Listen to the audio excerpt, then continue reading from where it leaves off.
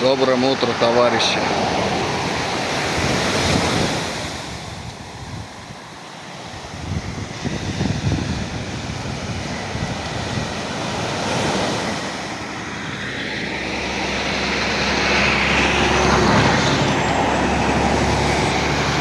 Вот военный корабль охраняет нашу спокойную мирную жизнь.